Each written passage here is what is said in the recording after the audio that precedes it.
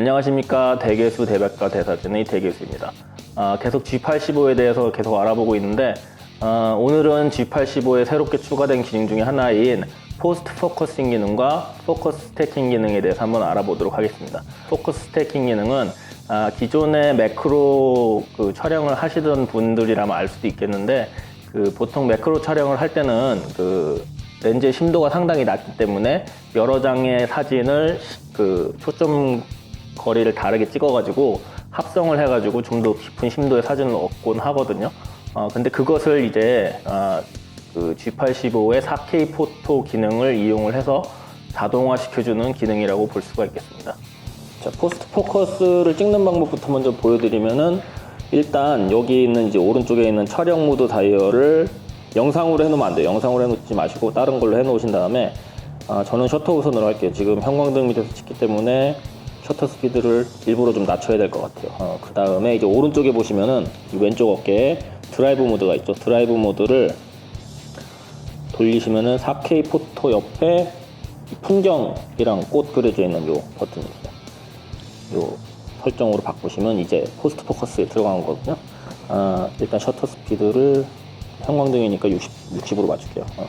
너무 셔터 스피드가 빠르면은 이렇게 플리커링이 일어나는 경우가 있어서, 자, 이 상태에서 피사체를 프레임에 담고 셔터 릴리즈를 누릅니다.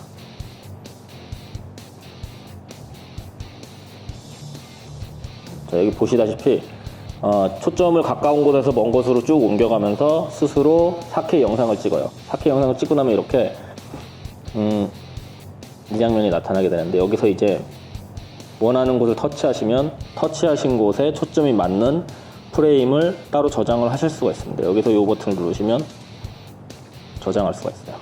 자, 앞에 있는 놈한테 맞춰보고 뒤에 있는 놈한테 맞춰보고 저장을 하겠습니다. 이거는 이제 4K 포토 모드를 응용한 거라서 별로 신기하진 않은데요. 그 다음에 이제 좀 더 신기한 게 얘들을 이제 한 장의 포커스 스태킹한 사진으로 합쳐줄 수가 있다는 거죠. 자, 여기서 펑션 1을 누르시면 오토 머징이 있고 레인지 머징이 있어요. 오토 머징은 레인지 머징부터 보여드릴게요. 레인지 머징은 여러분이 초점을 맞추고 싶은 피사체를 선택을 하시는 거예요. 자, 제 경우에 만약에 앞에 있는 녀석하고 뒤에 있는 녀석하고 다 맞추고 싶다. 그럼 이렇게 두 개를 선택을 했죠. 그럼 나머지 중간에 들어가는 애들은 다 초록색으로 표시가 돼요. 이 상태에서 이제 가운데 버튼을 누르시면, 자, 합칠까요? 예. 자, 이게 범위가 좀 넓을수록 합치는데 좀 시간이 걸립니다. 제가 완성된 거를 한번 보여드릴게요, 나중에. 자, 완성됐죠? 앞에 있는 애부터 뒤에 있는 애까지 초점이 다 맞는 사진이 저장이 되었어요. 자, 만약에 아까 그 사진으로 돌아가서 다시 다른 결과물을 얻고 싶다 그러면은 이제 플레이를 누르시고 이 재생 버튼을 누르시고 다시 아까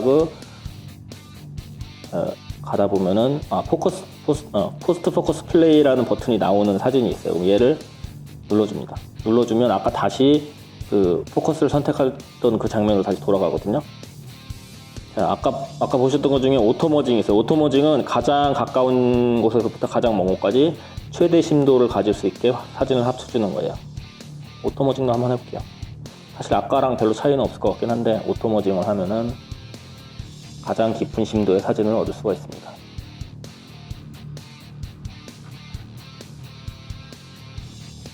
자, 오토 머징된 결과물이고요. 화면상으로 봤을 때는 그렇게 특이한 어색하거나 그런 부분은 발견되지 않습니다. 역시 큰 화면으로 다시 띄워서 보여드릴게요. 자, 이런 식으로 사용하시는 거고요.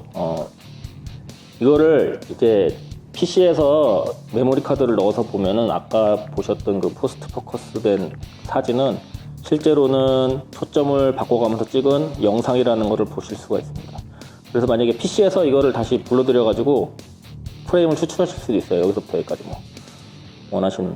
원하시는 곳에 초점이 맞은 프레임을 추출하실 수가 있어요. 그러니까 말하자면 얘가 이렇게 초점이 바뀌는 영상을 저장을 해 놓은 거죠. 자, 여기까지가 포스트 포커스를 사용하는 방법이었고요. 제가 몇 가지 예시를 더 들어볼게요.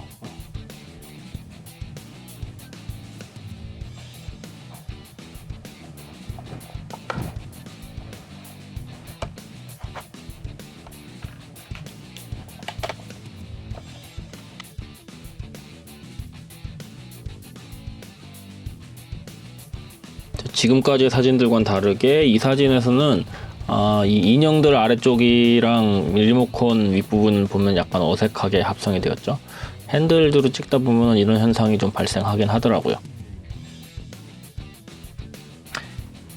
이 사진도 마찬가지로 손으로 들고 찍은 사진인데 아래쪽에 Shift 컨트롤 키를 보시면 합성이 약간 어색하게 된 거를 보실 수 있습니다. 자, 같은 장면을 가로로 다시 잡고 손을 책상에 받쳐가지고 좀 더 안정적으로 촬영해 보았는데요. 아까와 같은 문제점이 발생하지 않는 것으로 보아 삼각대를 사용하면 좀 더 좋은 결과를 얻을 수 있을 것 같았습니다. 여기서부터의 사진들은 삼각대를 이용한 사진들인데요.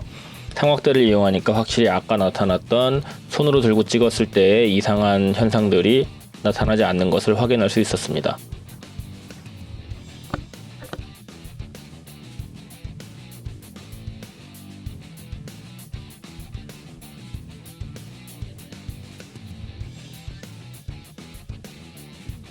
(4K) 포토 모드를 이용한 포커스 스태킹 기능의 단점이 800만 화소의 JPG로만 결과를 얻을 수 있다는 점이기 때문에 과연 조리개를 조이고 찍은 한 장의 1600만 화소 로우 파일과 어떤 차이가 있는지 궁금해졌는데요. 한 장의 사진으로 찍은 경우에는 충분한 심도를 얻을 수 없었을 뿐만 아니라 회절 현상으로 인해서 초점이 맞은 부분도 사진이 선명하지가 않았기 때문에 화소수는 부족해도 G85의 포커스 스태킹의 결과물이 훨씬 좋은 결과물을 보여주었습니다. 심도 확보를 극단적으로 해야 되는 사진에서는 G85에 내장되어 있는 포커스 스태킹이 상당히 편리한 기능일 것으로 보입니다.